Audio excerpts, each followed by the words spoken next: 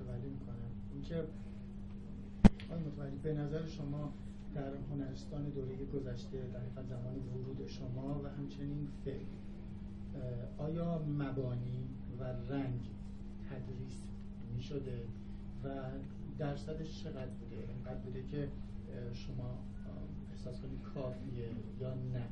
چون ما یک بحثی داریم، هنرستان خروجی هاش اینطور که کاملا مشهوده بچه ها مهارت هاشون فوق‌العاده قویه، اما چون در حقیقت بحث مفهومی کمتر هست که برمیگرده به دروس رنگ و مبانی رنگ، من دوست دارم شما سوال کنم که چه مقدار در حقیقت تدریس میشه؟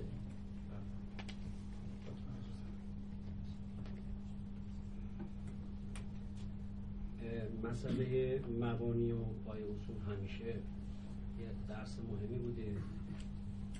خب در قبل هم همین اجرا میشد، ولی کن یه اتفاقی که پیش اومده اینه که بعضیا مبانی و فرم و رنگ رو در خودش تموم میبینن. یعنی هنرجو میاد این مسئله رو یاد میگیره، ترکیب و کمپوزیسیون یا به 7 نقطه اصلی، 7 عنصر اصلی نگاه میکنه و اونجایی که میاد ربطش بده به حرف زدن، به احتمالاً حالا کارهای فیگوراتیو، یعنی ربطی بین خود اون نقاشی برقرار نمیشه، در نتیجه تو خود مبانی باقی میمونه. این خیلی از استادا البته اینو حل میکنن و جا میندازن که نتیجه بده، ولی من شاهد بودم کسانی که خیلی تو درس مبانی خوب بودن، بعد میام حالا تو کلاس طراحی نقاشی اصلا هیچ کاری نمیتونستم بکنم.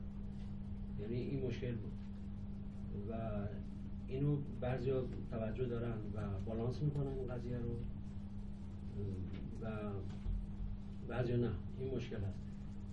ما الان میبینیم مثلا فرض کنید در کار استاد معتبر همون ترکیب اگر اون المانا حذف میشه، حالا صندلیه یا طبیعت پیژانه یا آدمه، ولی اون خود اون ترکیب اون احساس رو به آدم میرسونه. یعنی ترکیب و اون کمپوزیسیون در خدمت اون محتواست، یعنی ظرف و محتوا اونجا مسئله محسوب میشه. ولی گاهی وقتا ببینیم که بچه‌ها اصلا نمیتونن به اون بالاتر بیان، فقط توی مبانی میمونن. این مشکلیه که بعضی وقتا شاهد میشیم و بر صورت حالا چجوری حل میشه دیگه بستگی به اساتید داره و البته خود هنرجو که حالا به قول شما جوهره رو داشته باشه که از این درس ها جمع‌بندی کنه و یه نکته میتونم بفرمایم. مرحوم چنگیز شهروند به عنوان حرفای خوبی میزد تو دانشگاه، به یه شاگرد میگفت نقاش مساویس با کفاش. بعد بچه‌ها میگفتن یعنی چی آقا؟ میگفت ببین خود نقاشی یا طراحی یک فنه، فن هم هست مثل رانندگی، آشپزی، نجاری، نه اقتصادی، این اصلا هنر هم نیست. مقوله آرت برمیگرده به شعور بصری و شعور اجتماعی خود اون طرف. اگه این قضیه شکل درستی بگیره، جهتگیری خود اون نقاش در قسمت حالا اون پلاستیسیته کارش و هر چیزش متفاوت میشه.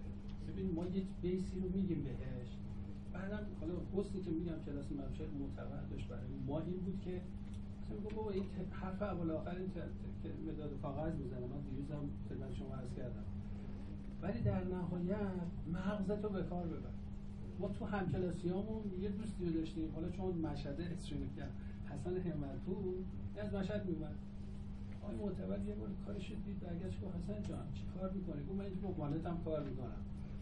امروز برو دنبال وانتت بردی، این نقاشی رو ول کن، تو این کار نیستی، روکو بی پرده بهش کن. البته الان آتلیه سرنگ رو داره توی مشهد، خب بازم خواسته پیسا خوشحالیه، ولی همون تلنگ داره این کار رو درست کرد. استاد حالا که در حقیقت صحبت رو خودتون در حال ادامه هستی، من یه سوال از حضور خودتون کنم، این که